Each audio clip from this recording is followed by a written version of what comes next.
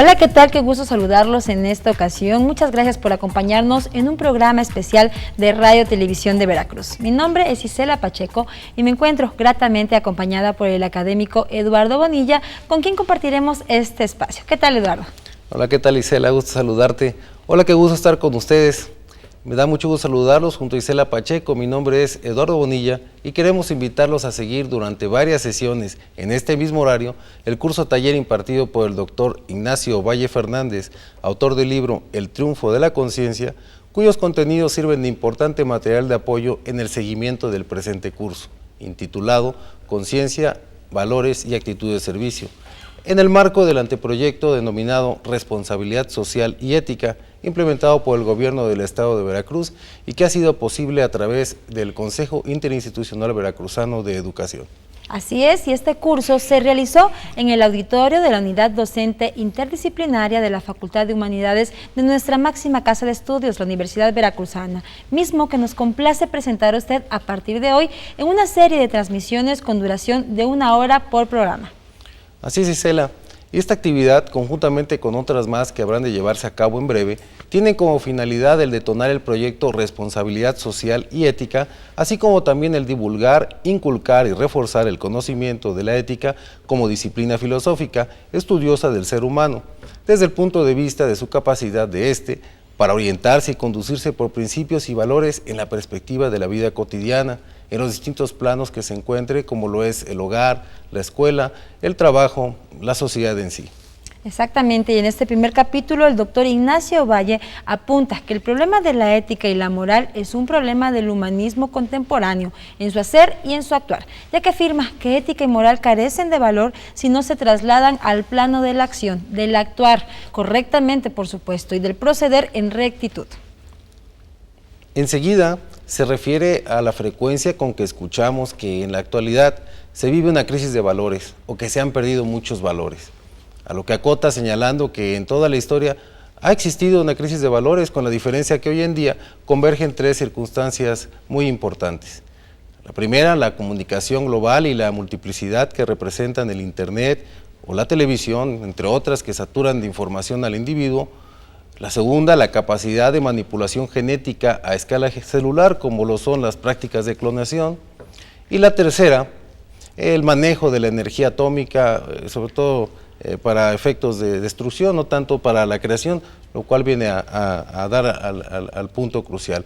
Es por eso que nos da mucho gusto que estén aquí con nosotros. Por supuesto, Eduardo, y por lo anterior reiteramos que el problema de la crisis de valores, ya que es una capacidad de destrucción, nunca existió, así como tampoco existió la capacidad de manipulación genética a ese grado, ni de comunicación global a ese nivel. Pero dejémoslo con el experto. Veamos pues este primer capítulo de la serie Conciencia, Valores y Actitud de Servicio. Como bien se señaló aquí, es un curso sobre valores.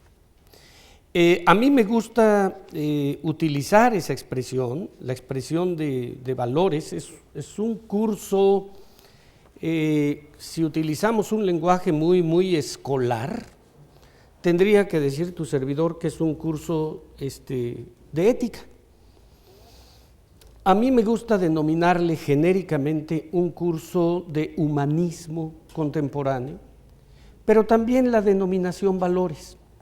Todo lo que tiene que ver con el tema que aquí vamos a desarrollar admite muchas y muy diferentes denominaciones, pero la verdad, entre ética, moral, yo prefiero la denominación valores, no obstante que esa también es ambigua, tiene anfibologías, pero como se señaló aquí en la presentación, es más comprensible porque suena un poquito menos, la mera verdad, a sermón, que es algo que nunca vas a escuchar aquí. El curso, pues, no trata de cuestiones como a veces se presenta cuando se aborda este tipo de cuestiones, no trata o no puede ser clasificado como un ejercicio de capacitación en aptitudes que tienen las personas, aunque eso también es una aptitud. es más bien un curso no de destrezas, sino un curso sobre actitudes, como también se señaló aquí, porque todo lo que tiene que ver con la dimensión ética o moral del ser humano carece de sentido, de verdadero sentido, si no se proyecta a la actividad, si no se manifiesta como una forma de conducta, no es una cuestión meramente de razonar. Y por lo tanto, si de lo que estamos hablando es de actitudes, este curso trata de uno mismo, es un ejercicio de reflexión, como quien dice, trata de ti. Cuando alguien es muy hábil para trabajar la madera, pues se le llama carpintero, y si lo hace con preciosismo, ebanista, o qué sé yo, y el que lo hace con fierros, herrero. Pero, ¿cómo se le llama a la persona que sabe manejar no esos materiales externos, sino que sabe manejarse a sí misma en la vida? Cuando una persona sabe qué hacer en la vida, cómo orientarse, esa es la que verdaderamente amerita llamarse sabia o sabio. Puede haber, ya que estamos en la facultad o en el área de humanidades y concretamente en la facultad de filosofía, puede haber una persona muy erudita, ¿verdad? En muchas materias, inclusive en filosofía, pero tener su vida hecha un desastre. Y en cambio puede uno encontrarse a un modesto campesino, pescador, trabajador, obrero, que sabe muy bien qué está haciendo en la vida, y no solo eso, sino que lo hace con gracia y gusto. Ese es un sabio en comparación con el otro. El primero es un erudito. Entonces, un poco lo que aquí vamos a ver a lo largo de todas nuestras pláticas, trata de cómo las personas debemos intentar, y cómo uno de nuestros mayores logros es llegar a ser capaces de manejarnos a nosotros mismos.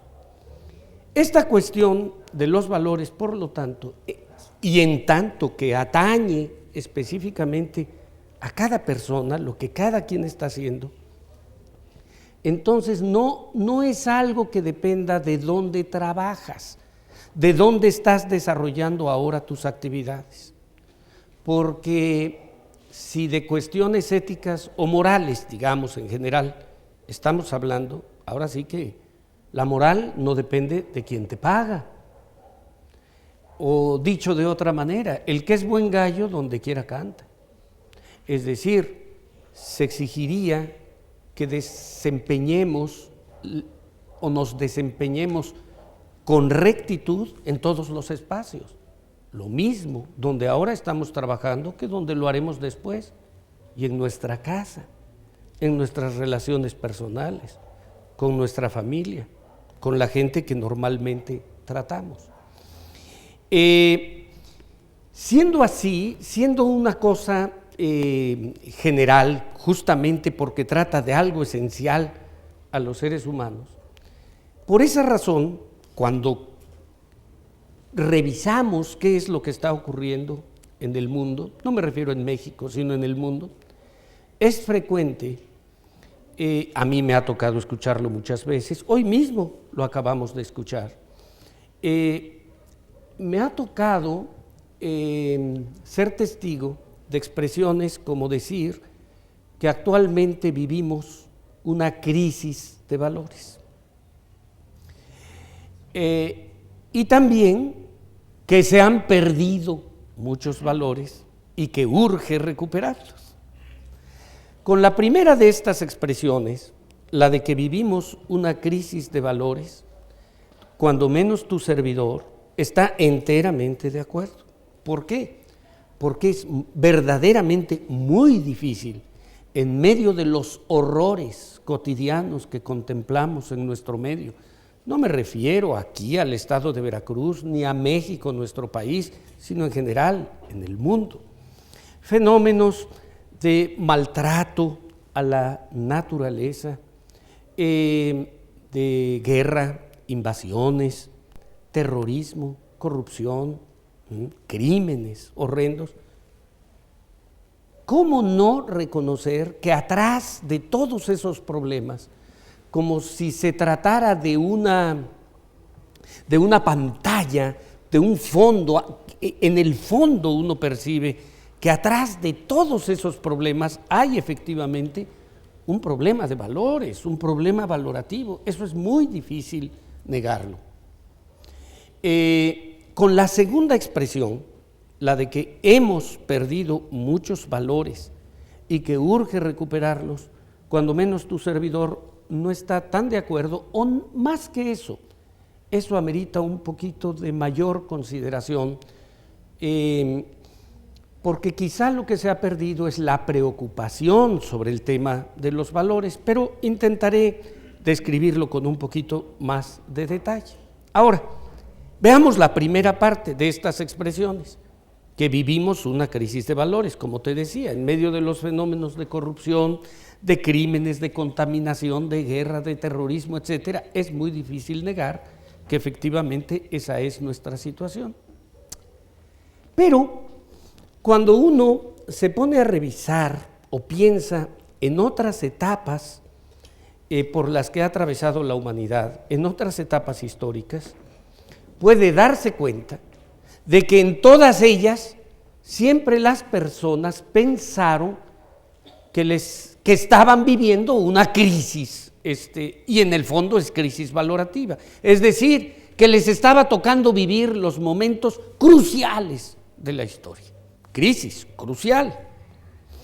Si tú piensas, por ejemplo, en los primeros cristianos, estoy hablando del siglo I después de Cristo, aquellas personas, quienes abrazaron aquella fe, estaban esperando la segunda venida de Jesucristo y con ella el fin de los tiempos y la resurrección de los muertos.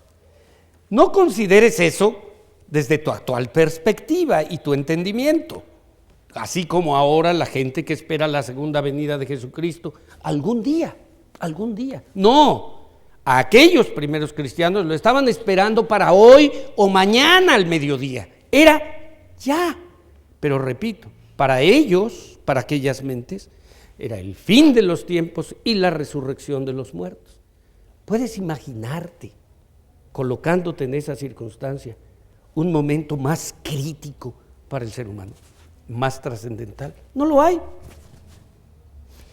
Si nos vamos, por ejemplo, a las cruzadas,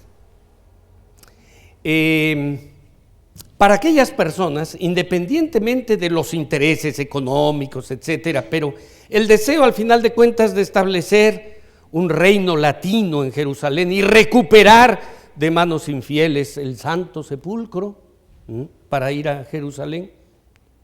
¿Puedes imaginarte también en aquellas mentes un momento más crucial? Para ellos, ahí se decidía realmente la historia. O en nosotros, acá en México, cuando llegaron los conquistadores. Piensa en la mente de aquellos originales pobladores de estas tierras, nuestros mexicanos primitivos. Ven que llegan aquellos sujetos montados en aquellas bestias, los caballos, que para ellos eran una novedad, con unas armas que escupían fuego, y de pronto ven que se tiran, se derrumban sus templos, sus ídolos, se destruye aquella civilización. Ponte en la mente de aquellos mexicanos. ¿Puede haber un momento más crítico que ese? Pues es muy difícil. O sea, que todas las épocas históricas siempre consideraron que estaban viviendo momentos críticos. En lo que estaba en juego eran los valores de la sociedad. Por lo tanto, es dable preguntarse si no será que también nosotros estamos considerando que nuestros tiempos son los más críticos de todos. Si no habrá una especie de autoexaltación histórica del momento que nos está tocando vivir, sin que realmente sea así, porque todas las etapas han pensado que les toca vivir un momento crítico. Bueno, desde cierto punto de vista, muy relativista, se podría decir que es así, pero si analizamos las cosas con un poco más de detalle, no es. Ustedes recordarán aquella vieja frase de que no hay nada nuevo bajo el sol. Es un poco lo que estoy tratando de decir. Pues no es así, ¿eh? Claro que hay cosas nuevas bajo el sol. Y el pobre solecito nuestro, la mera verdad, no sale de sorpresa en sorpresa. Por supuesto que hay cosas nuevas. ¿Cuáles son algunos de los elementos que a mí me gustaría mencionarte que tiene nuestra época y que no existieron antes? Es decir, ¿qué originalidades en medio de toda esa enorme relatividad tiene nuestra época como para que pensemos que efectivamente está ocurriendo algo original? Te voy a comentar 2 o 3 cuestiones que es muy fácil comprender. Primera, la comunicación global. Una persona en la actualidad puede estar en su casa desayunando, remojando allí un pan, una concha, un cuernito, ¿no? Y ver en la televisión como en ese mismo momento están tirando las Torres Gemelas de Nueva York. En el mismo momento, pero no nada más tú. También lo están viendo en ese mismo instante en Australia o en Rusia. Es decir, es lo más sencillo, la comunicación global. Eso no existió nunca antes en el planeta. Y así como eso se puede ver la muerte del presidente Kennedy o la llegada del ser humano a la luna, o ahora quienes se hayan enterado, cómo perforamos un cometa hace 3 días para conocer su interior, desde la sala de tu casa. Eso no existió nunca. Pero eso no es todo. Eso nos hablaría de la comunicación global. Es que esa comunicación global tiene ciertas características. Primera, que no tienes que estar oyendo, para quienes sean más o menos de mi edad y se acuerden del logotipo publicitario de la RCA Víctor, que salía un perrito junto a un magnetáfono oyendo la voz del amo. No tienes que estar oyendo una sola voz. ¿Por qué? Porque puedes cambiarle de canal de televisión o de estación de radio, puedes cambiar de periódico o revista, o puedes negarte a todo tipo de comunicación. Es decir, que hay multiplicidad de mensajes y algo más, que además esa información global es simultáneamente individualizable. Eso es lo que estoy tratando de decir. Pongo los primeros casos, pero hay mucho más, porque con tener una tarjeta o unas monedas en el bolsillo, te puedes comunicar con la persona que a ti te interesa en las antípodas, en el otro extremo del mundo. No con todo el mundo, sino te puedes comunicar por teléfono únicamente con quien tú quieres. Bueno, ¿para qué utilizo la televisión? El fenómeno de Internet. Bien se dice que se puede navegar, pero tú vas y te conectas con el área y con el punto que a ti te interesa. Bien, ese fenómeno mixto que representa por una parte universalidad de la comunicación y simultáneamente capacidad de individualización, es algo que no existió nunca antes y que va a tener una enorme importancia. ¿Qué otra cosa? Bueno, los seres humanos siempre nos valimos de extensores de nuestras capacidades físicas naturales. Nuestro dispositivo natural tiene limitaciones. Yo no puedo correr más allá de cierta velocidad, ni cargar, no puedo volar. Pero primero utilizamos la energía muscular de las bestias y luego se inventaron máquinas y ahí están los automóviles, ahí están los barcos, ahí están los aviones, que pueden hacer esas cosas que nuestro dispositivo natural no tiene capacidad para desarrollar. Se le podrían llamar prótesis, en el sentido etimológico, digamos, de la palabra, no en el sentido de compensar deficiencias, sino de incrementar capacidades, llegar más allá de donde llegan nuestros recursos. Nuestra vista normal no puede penetrar las distancias astrofísicas más allá de cierto límite, pero se inventó el telescopio. Y no podemos ver lo infinitamente pequeño a simple vista, inventamos el microscopio. A eso es a lo que me refiero. Bien. Pero ahora hay entre nosotros otras prótesis o extensores de nuestras capacidades naturales. ¿Cuáles? Pues las famosas computadoras, que lo que representan es no solamente una liberación de energía física, sino liberación de tiempo y espacio mental, que hace que, por supuesto, programadas por uno, pero que estos artefactos, a esos artefactos se les pueda confiar o se les puedan confiar cierto tipo de tareas, las más rutinarias, que pueden desempeñar con mayor eficiencia, con menos errores que una persona.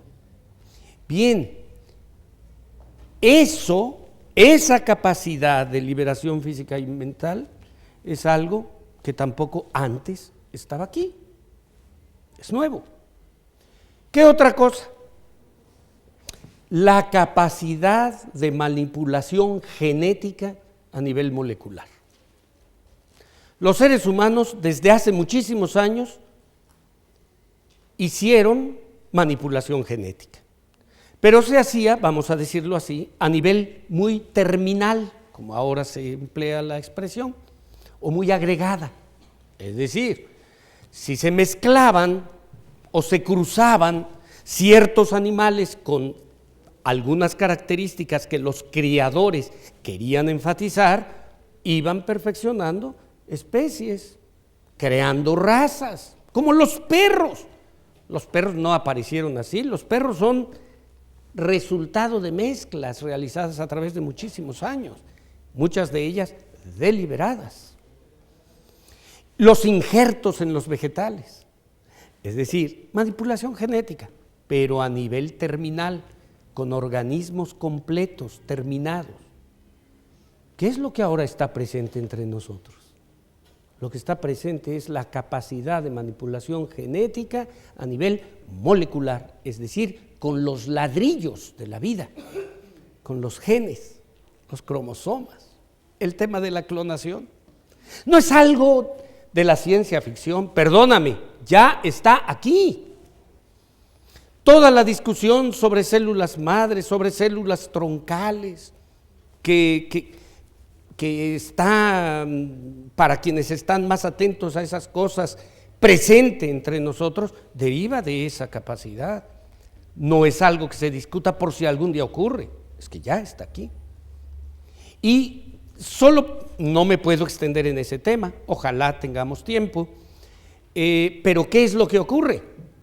Lo que ocurre es que dicen, por ejemplo, nada más para tratar un solo tema, fíjese que usted va a tener esta enfermedad por la estructura de sus genes inevitablemente a los 50 años, pero aquí tenemos estos genes modificados que se lo van a impedir, usted va a continuar con salud. Eso me parece maravilloso, es decir, evitar dolores, fabricación de órganos. Pero ¿quiénes van a poder pagar eso? Otra vez, los que tengan dinero. Es decir, se vuelve a abrir la zanja de un problema fundamental entre los seres humanos. Y eso lo positivo. Lo que también está tocando a la puerta es la capacidad de decir, yo quiero un hijo que tenga tales y cuales características. Inteligente, matemático, músico, futbolista, por supuesto, sin pedirle permiso a la criatura porque todavía no está aquí. te das cuenta el tipo de desafíos que se van aproximando? Bueno, para no extenderme, esa capacidad de manipulación genética a nivel molecular tampoco existió nunca antes y ahora está aquí.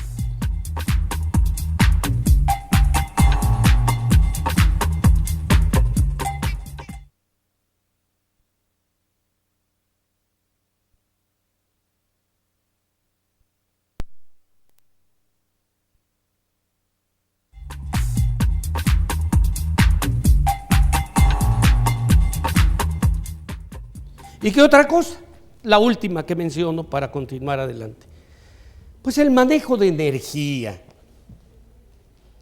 ¿Qué es lo que ocurre? Hace 1 millón de años, con nuestros ancestros prehumanos, pero cercanos a nosotros, empleábamos aproximadamente 2.000 kilocalorías per cápita al día.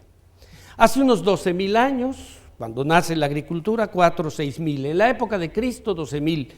En la época de Cristóbal Colón, unos 20 y tantos mil. A fines del siglo XIX eran 70.000 kilocalorías per cápita al día. Allí, hacia fines en el último tercio del siglo XX, hablábamos de 250.000 aproximadamente.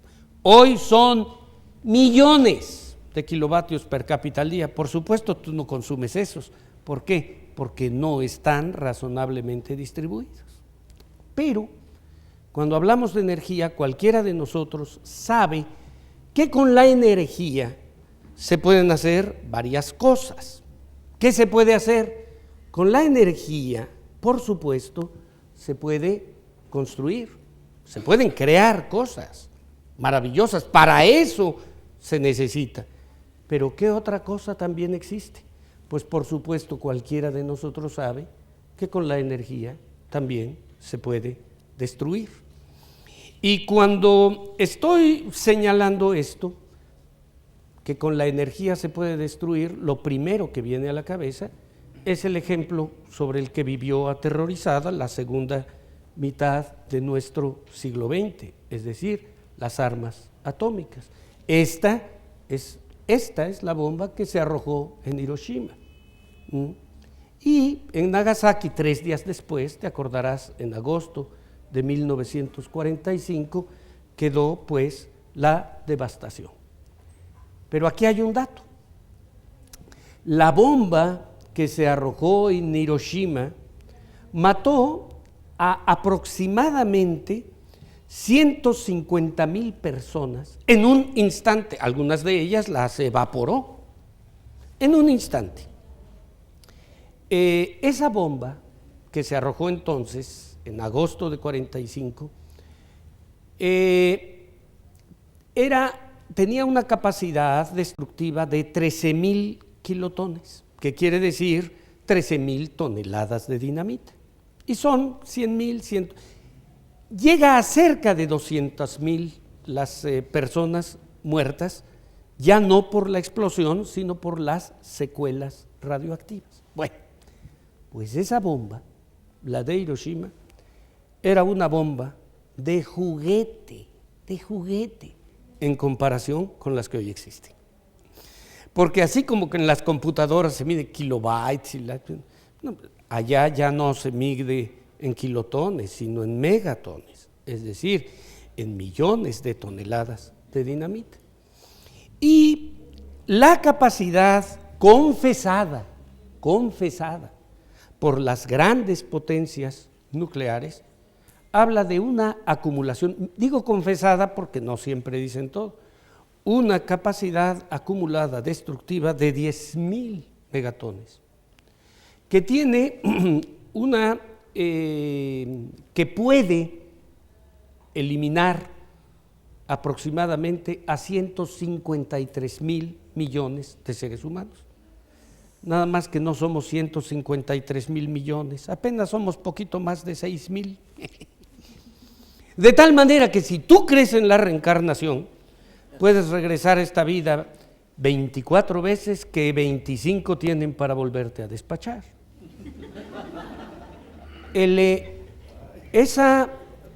Tú dirás, ¿y para qué tantas si basta con una sola destrucción, una desaparición masiva de los seres humanos? Sí, pero ocurre como contigo si te sacas en una televisión en una rifa, que dices, ay, pues esta que sea para la sala y esta que se vaya para el cuarto de los niños o qué sé yo.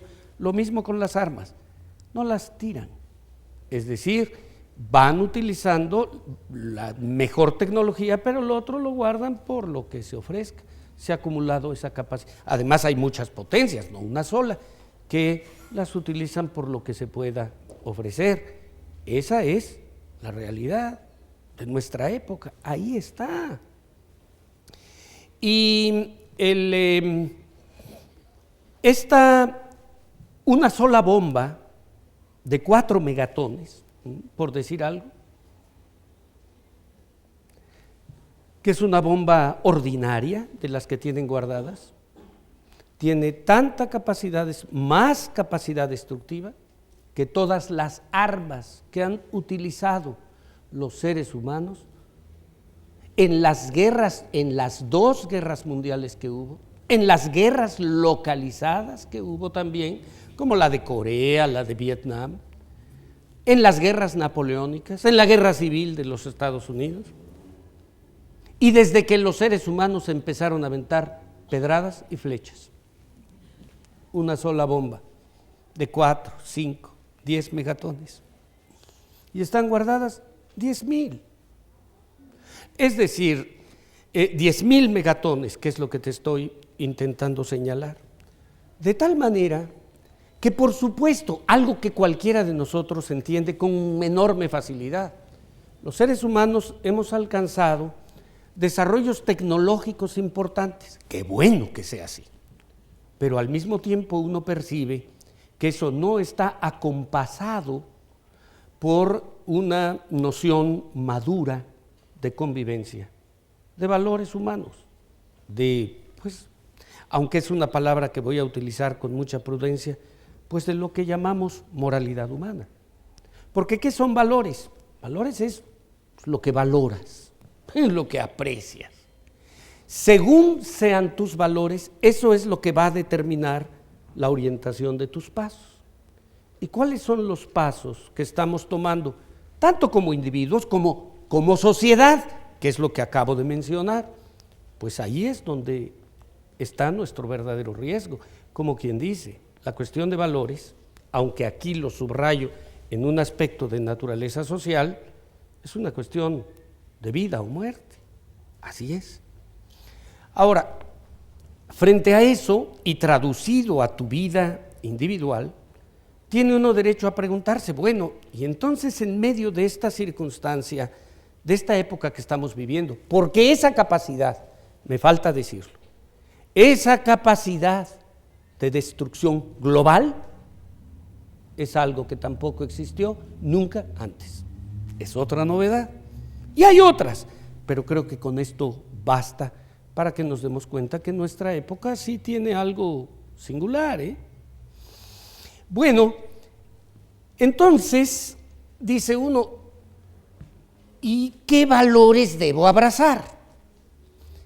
Intuitivamente, todos nosotros, de eso me ocuparé más adelante, tenemos nociones compartidas, pero uno se encuentra enormes diferencias y cada quien abraza ciertos principios conforme a, según se ha dicho aquí, conforme a sus sentimientos, sus emociones, su cercanía, su sociedad.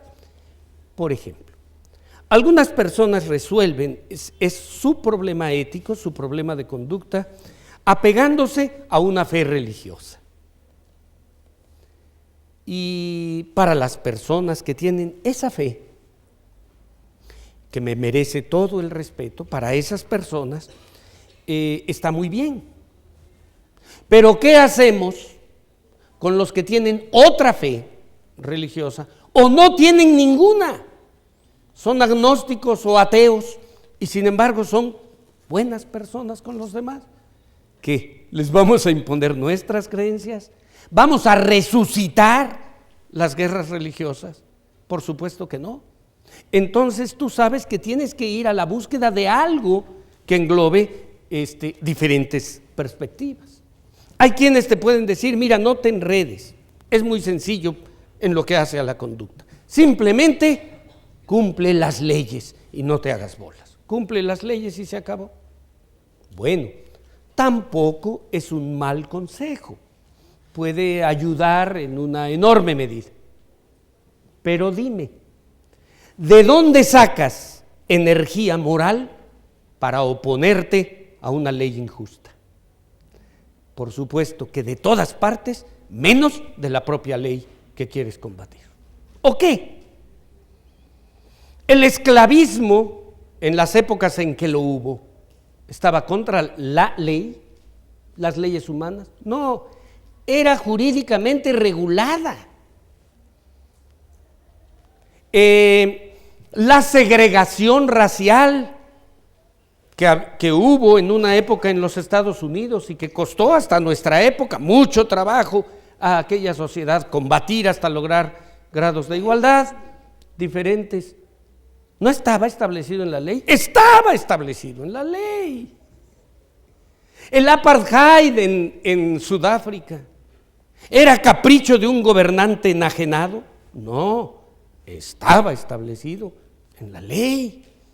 De tal manera que tampoco decir cumple la ley te resuelve las cosas. Puede ser una buena guía. Entonces hay que ir un poquito más allá. Otras personas dicen, bueno, la fuerza. El que tiene la fuerza dice por dónde discurre el derecho. Bueno, sí, eso es cierto.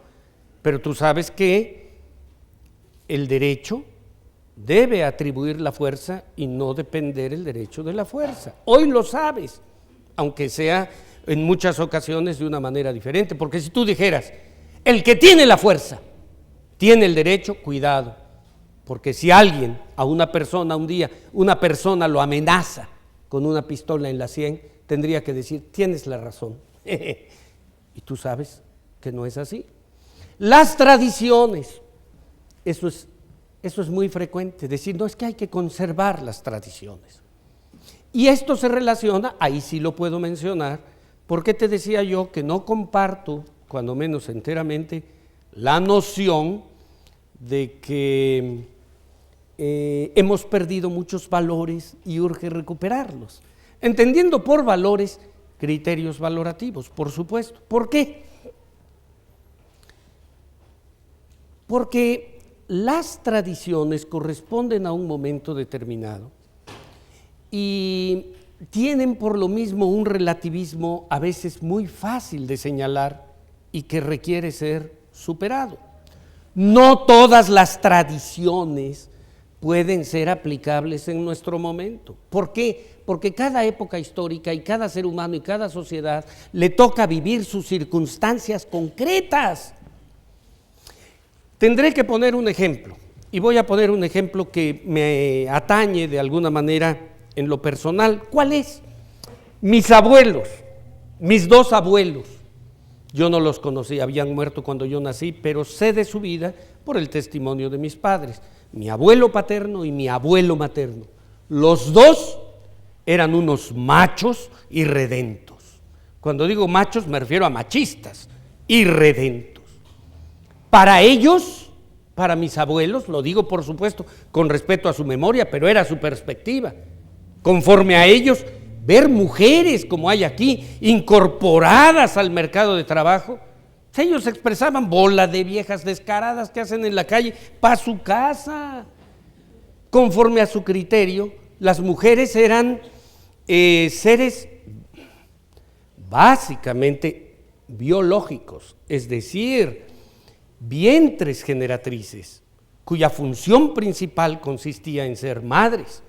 Y por lo tanto podían repetir aquel viejo dicho que tú te sabes, aquello de que las mujeres son como las escopetas, deben estar cargadas y en un rincón. O sea, ese era el criterio de mis abuelos. Yo tengo 5 hijos, de los cuales 2 son mujeres. ¿Tú crees que a mí me gustaría rescatar los criterios de mis abuelos en nombre de las tradiciones para aplicárselos a mis hijas? Por supuesto que no. Yo no quiero que queden esclavizadas a los caprichos de ningún machín que ande por ahí suelto. porque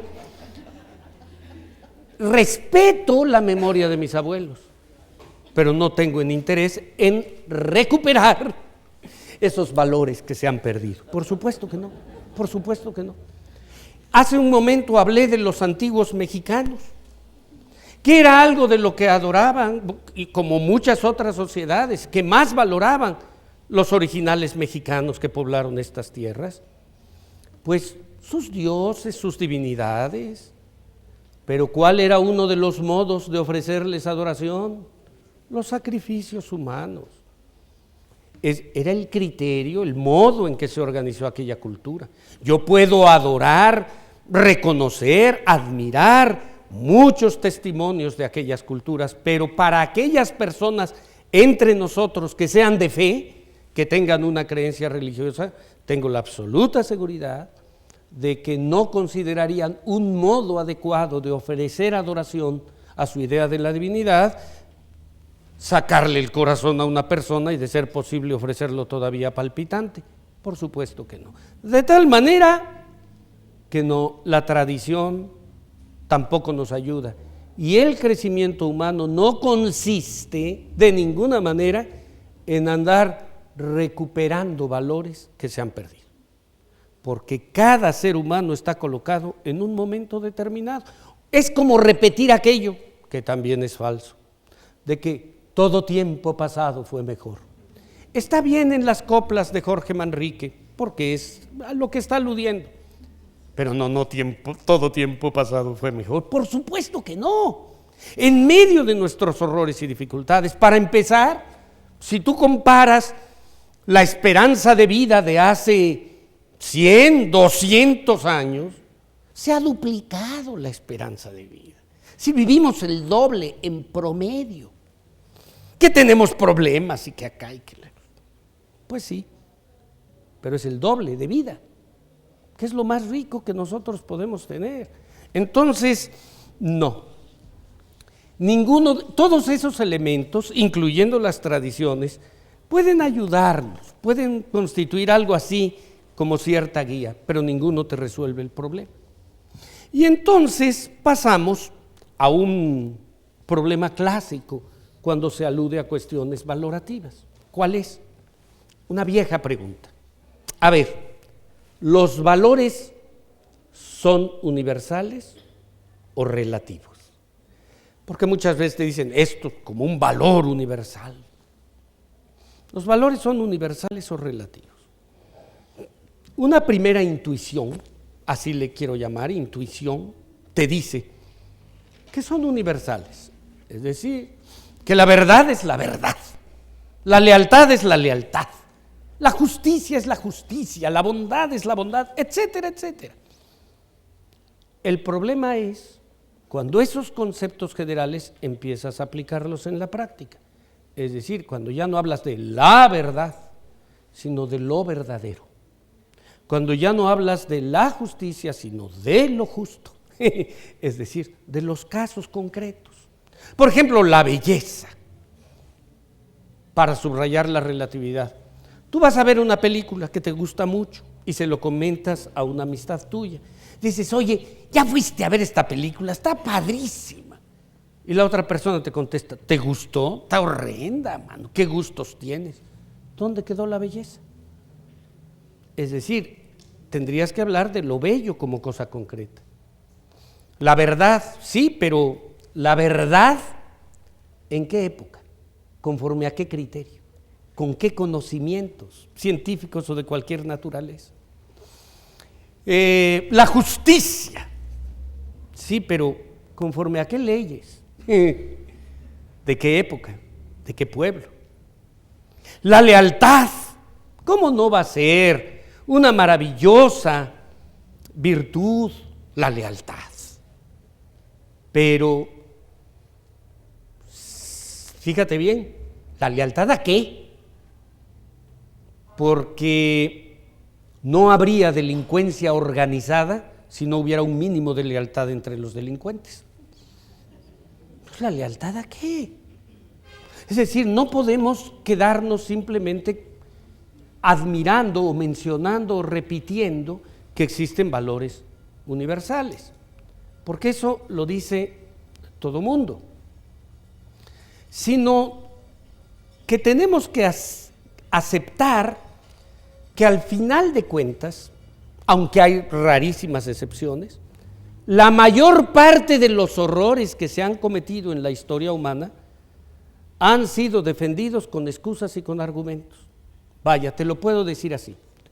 Los peores crímenes contra la humanidad no han sido cometidos por malvados, convencidos de su maldad, sino por estúpidos, convencidos de su bondad. O dicho en otros términos, el infierno está empedrado de buenas intenciones. Siempre encontrarás quien te argumente que tiene la razón. Hasta Hitler, que decía, no, pues es que en nombre del ser humano superior hay que quitarle la escoria, hombre, todo lo que para que la raza, en nombre de la humanidad, del progreso humano, la raza aria o lo que fuera. Por supuesto, como hay un elemento racista que es insostenible y con mayor razón en nuestra época, pues en el fondo lo que hay es ignorancia, estupidez. ¿De dónde? Un poco como diría Sócrates, el extravío moral tiene que ver con la ignorancia. Por lo cual, el tema o el propósito básico de lo que vamos a ver a lo largo de este curso radica en explorar si hay en este mundo, aquí, en el tiempo y en el espacio, algunos elementos objetivos que nos permitan hablar de los temas morales un poco más allá de la simple opinión personal. Porque si todo fuera a tal extremo relativo como lo estoy señalando, y depende de los caprichos o de las inclinaciones de cada quien, entonces no podríamos señalar que hay una diferencia entre un asesino, mutilador, torturador, extorsionador, secuestrador, homicida, y un médico, un profesor esforzado o una madre abnegada. Da igual, tienen sus criterios, cada quien. Aquí la pregunta es al revés.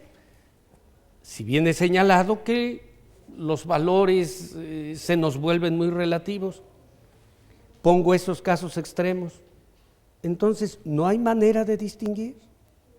Todo es realmente una cuestión de tu opinión contra la mía. O para hablar de pueblos y etapas históricas, el asunto se vuelve simplemente una cuestión de antropología comparada. ¿Es así? O hay aquí, lo repito, en el tiempo y en el espacio podemos explorar algunos datos objetivos que nos permitan recuperar un poco de certidumbre y darle al menos un poco de aliento a esa esperanza de que haya, si no valores universales, algo que cuando menos se les aproxime y podamos compartir. Por supuesto que sí. De eso trata este curso, es específicamente de eso. ¿Qué es lo que estamos haciendo y lo que vamos a hacer? Bueno, pues dedicar un poco más de tiempo del que normalmente consagramos a eso, a reflexionar sobre estos temas. Siempre andamos hablando de cuestiones, al final de cuentas siempre el tema ético está presente en todos nosotros, es omnipresente. Cuando te sientas a tomar un cafecito con una amistad y alguna vez quizá has recortado a otra persona, ¿ya viste lo que hizo este idiota? ¡Qué bárbaro! Yo en su lugar hubiera, pues estás manejando criterios éticos, lo que se debe hacer y los pleitos en los tribunales, los pleitos en los matrimonios, la educación de los hijos, siempre las guerras. Yo nunca he sabido que un país le haga la guerra a otro y diga, te hago la guerra porque no tengo la razón. No, siempre está en el debate, siempre es un tema omnipresente.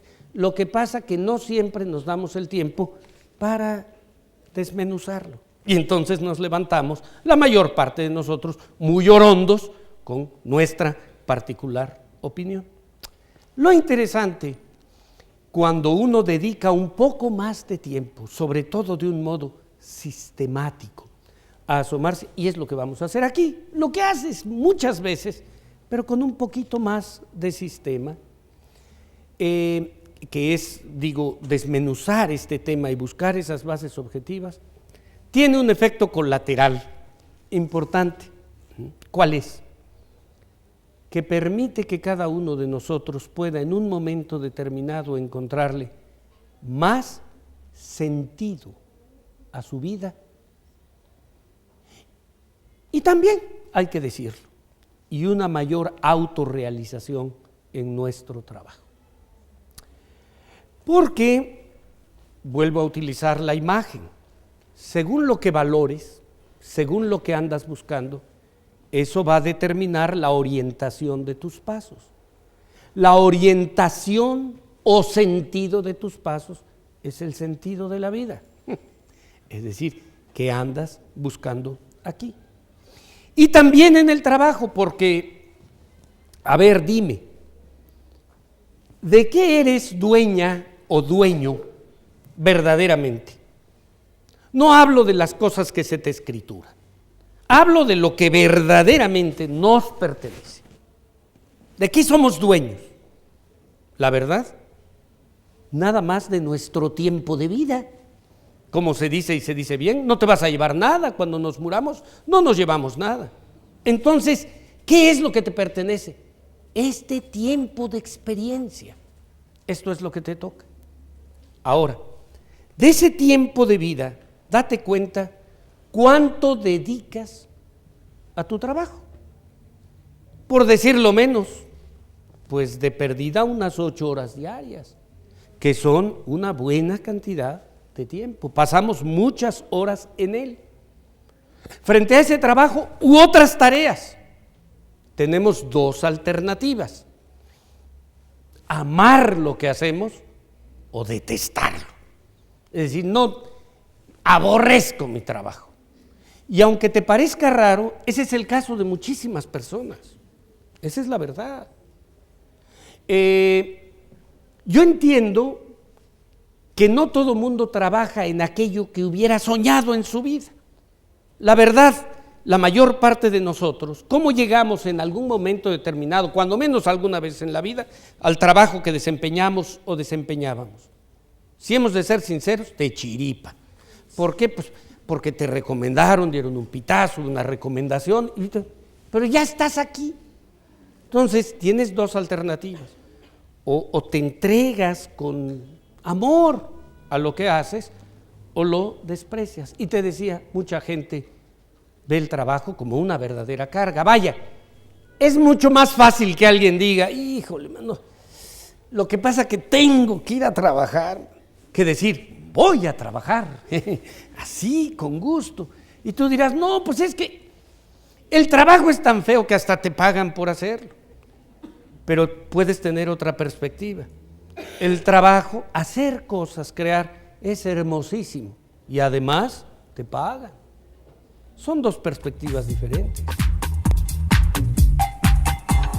Pues bien, este ha sido el primer capítulo de la serie Conciencia, Valores y Actitud de Servicio, impartido por el doctor Ignacio Valle Fernández. Los esperamos en la próxima emisión, en el mismo horario, para continuar con el segundo capítulo, en el que Ignacio Valle redondeará la idea anterior y donde plantea una visión del trabajo y en la forma como vemos nuestra actividad laboral en términos de la conciencia y el subconsciente. Mi nombre es Eduardo Bonilla y les deseo una estupenda semana.